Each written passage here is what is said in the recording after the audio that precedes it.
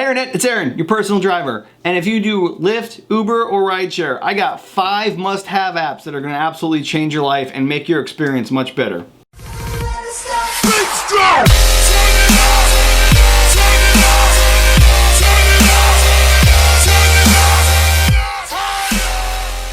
Okay, so I know every YouTuber does this, and I know that most of these videos are bad, so I'm gonna do my best to give you some information that you haven't already heard, and I really do actually use these apps on the day-to-day. So the 5 apps we're gonna talk about today are gonna be number 1, Maestro. I know, but we're talking about the end. Calm down, everyone hates that Maestro right now for some reason. Number 2 is gonna be, I use MileIQ, but there's like 1,000 different kinds. You need a mileage tracking app. After that, the 3rd one we're gonna talk about is AutoBoy Blackbox.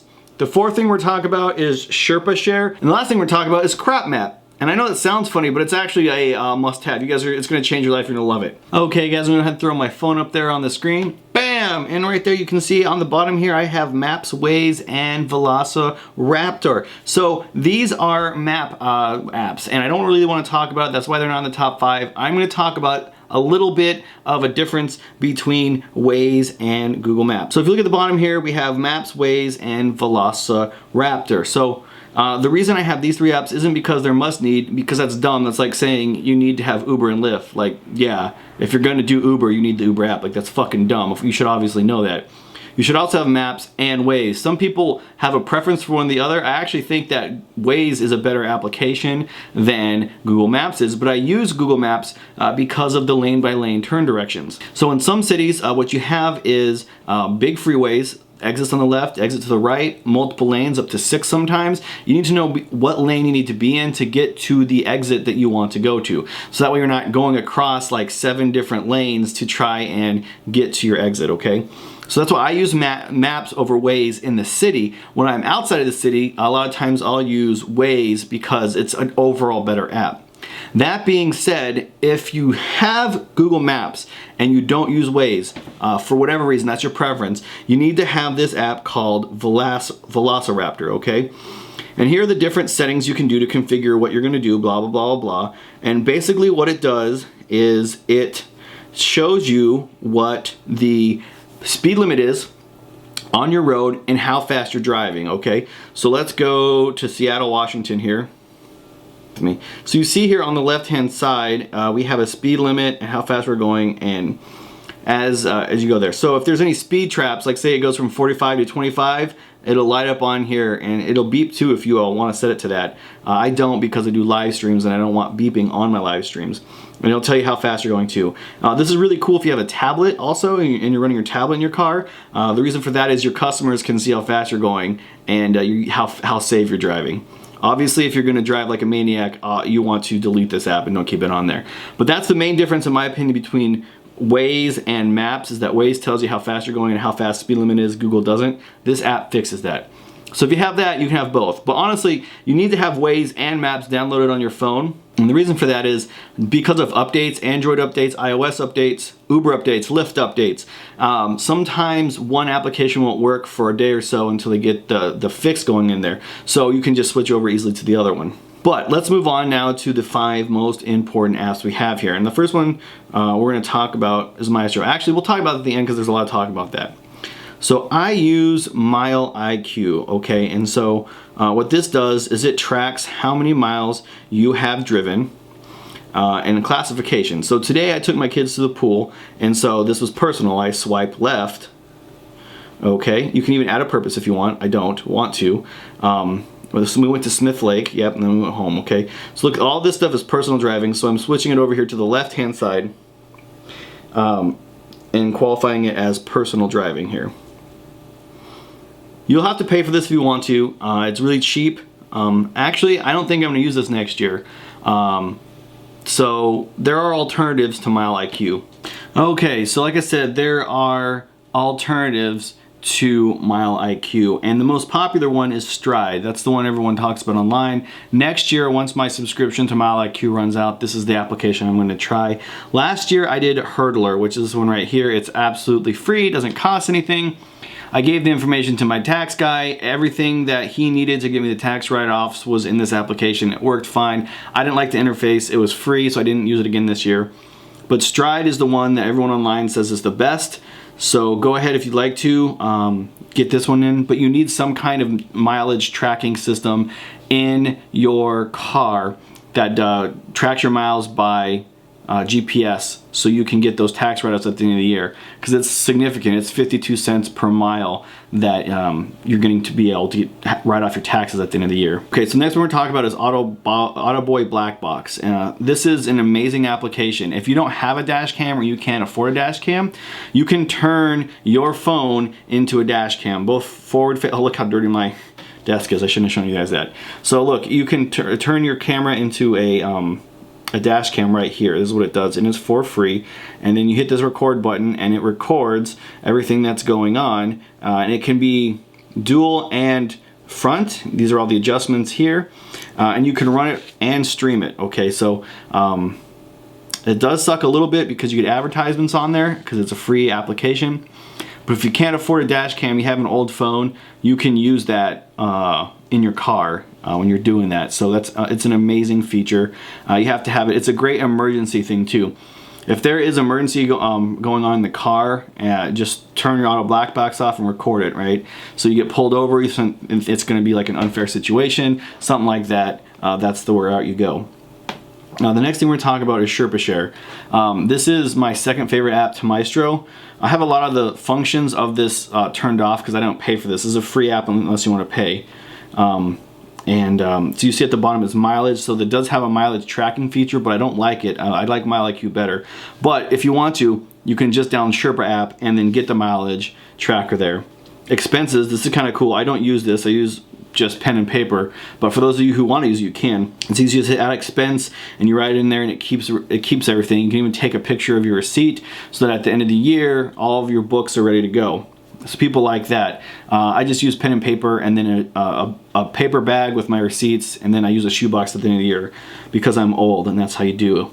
Okay, but here's what's really cool about Sherpa Share. So you click on heat map. Now I live in a suburb in the middle of nowhere by a beach, so there's no way there are going to be any drivers around me. However, that being said, this is what you do. You can click on whatever you want to, whatever's in your area, right? So if you're in New York, for example, you can even click on Fast in Austin, Get, Via, all that kind of stuff. And you share your heat map, and then see there's not going to be any passengers or drivers for miles around me, so it's not going to really do anything here. But let's go up to Seattle and see what we can find here. It should be working. I don't know if I'm going to have to be in Seattle for it to work. Yeah, see, there you go. It shows you where other drivers are, where the stoplights are with cameras, the heat map going on right now for Lyft. Again, if you want to change it to drivers, you can see where the drivers are. So right now, on the I-90 east of the 99, that's where the baseball games, the soccer games, and the football games are. You can see there's no drivers, but there is red. So I would definitely head there because riders need you to be there, but there are no drivers there to pick you up, okay?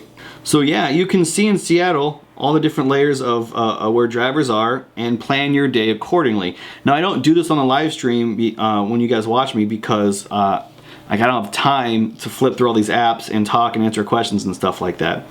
So let's say you don't do Uber, you just do Lyft, you apply that, and the same thing happens, okay? So right now, I would definitely do southeast Seattle, just below Capitol Hill, because there are no drivers, and that's where the biggest demand is. Or I might go over to Bellevue. There's no drivers and there's high demand. That's how you do, and that's what this brings to the table that no other app I found can. Like, there's no alternative to Sherpa Share that I am aware of. The other thing you do is the Hotspot. So for those of you who know concerts, big events like that, wine festivals, etc., there are lots of people who need rides, and this keeps a list of the events in your area. Again, I live in like a suburb in the middle of nowhere by a beach, so there's not a lot going on. But if I were to drive into Seattle, it would be all the Seattle events, all the concerts, all the football games, all the baseball games, and then at the bottom you can contribute to Hotspot by sharing something you know about. Like say that there's a convention or something there, you can go ahead and do that too. And this is a cool feature. It's not going to work. I'm telling you, if I were to ask for a ride right now from Uber, it would be half an hour away from me because I'm in the middle of nowhere. That's just where I live. I prefer it. I don't like people around me, so I would have a problem with it. But if you're in Seattle, you hit give me a pin, and it'll go through the historical data of everyone who uses this. I mean, it's several years now. We're looking at 3 or 4 years worth of data. And oh, look, it did work. That's funny. And what it does is it tells you where you should go to find a ride based on the historic data that happened last year. So, so this is telling me to go probably downtown, I imagine. Yeah, I live 20 minutes away from civilization. What are you gonna do about it? Yeah, it's telling me to go to Olympia. That's where I do my live streams on Saturday. So based on historical data, nighttime, go to Olympia and drive. And that's cool too. So if you're in Seattle, that definitely helps you out a lot. So you got a mileage tracker, you got an expense tracker, and then you have a heat map and a hotspot. And it just makes your life just so incredibly easier as an Uber driver. Okay, so let's get rid of all this stuff here. The last one I want to talk about, and I'm serious, this is going to change your life, is Crap Map. And it sounds like a joke, and it's not. But what you do is every time you go to the bathroom somewhere, you take your little icon with you, and you take a crap there. Like, so downtown Olympia, say you're at a gas station, you check in. Okay, so guys, this is Crap Map, and I don't think there's any data in my area. Let's see if there's any Seattle. I might have to be in the area for the app to actually work. But what it does is it keeps historical data on where people have pooped, okay? So if you need to use the bathroom and you don't know, see, here you go. Click on that. So the west end of my butthole, and then logs. So somebody thinks they're funny, and then you can go on there and then check it out.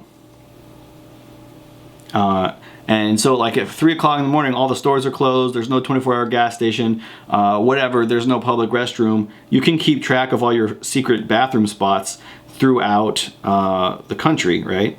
You can rate them, you can say if it's boy or girl bathrooms, you can say if they're clean or not, you can even take a picture.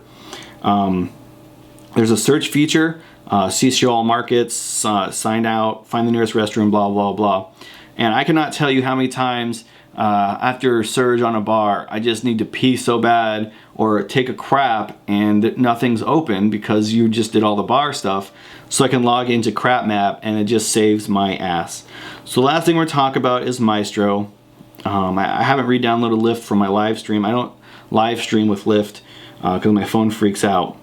But you guys have to get Maestro. And I know it costs money and people don't like spending money. But this is one of those situations you just have to suck it up, Buttercup. I mean, that's just the way it works. It's such an amazing app. So this is why. So if you drive on multiple platforms, if you drive multiple platforms like Select, XL, Black, SUV, well, this is a no-brainer because you can set the priority. Like say I'm a Black driver. Here's all the different things that you can do on it, and surge, PAX rating, acceptable time, and then you can actually go in here and make a priority. So I want to turn that off. I'm actually a Black driver, right?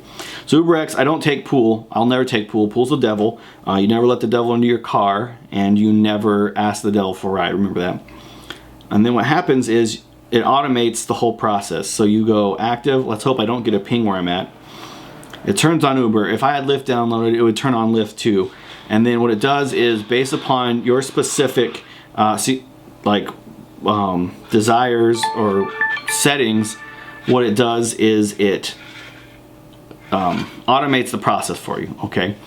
So what this does is if you're in a big city like Seattle, you can just leave your phone on, set your settings, and then go and just drive, and it makes you go faster, it's less thinking, and you make less dumb mistakes. One thing that I don't see online a lot about Maestro, let me turn my phone off here.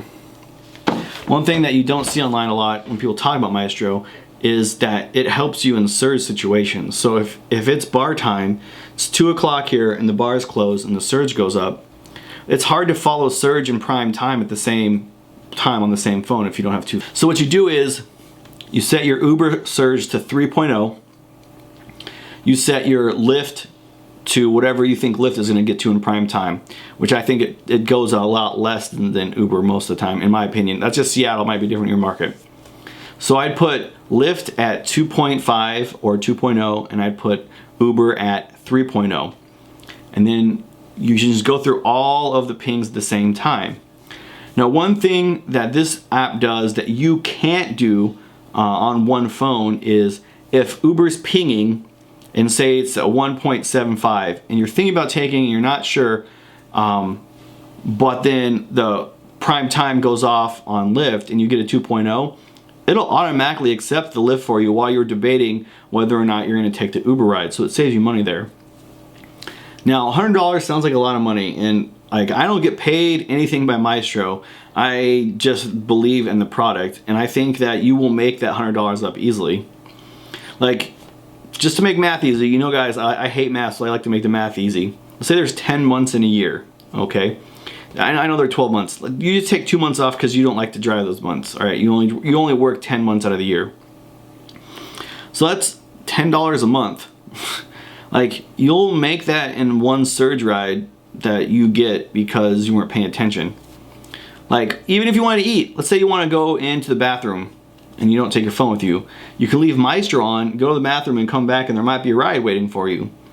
You want to step outside of the car and take a piss, you want to take a smoke, leave your phone on in the car and go take a smoke. When you come back, there's a ride there. I mean, they might be mad because they wait a little bit, but if they wait more than 2 minutes, you could do that. And honestly, and I shouldn't say this, but what you could do is if you didn't want to drive but you live in a city, is just turn Mystro on, and if the passenger waits more than 2 minutes, you get a cancellation fee. So just continuously run Mystro forever and then just never go and pick anyone up and then make money canceling people. Eventually you'll get logged out, but I mean, that's something you could do. Like, I'm sure Maestro and Uber and Lyft don't want me to say that, but like, you could do that.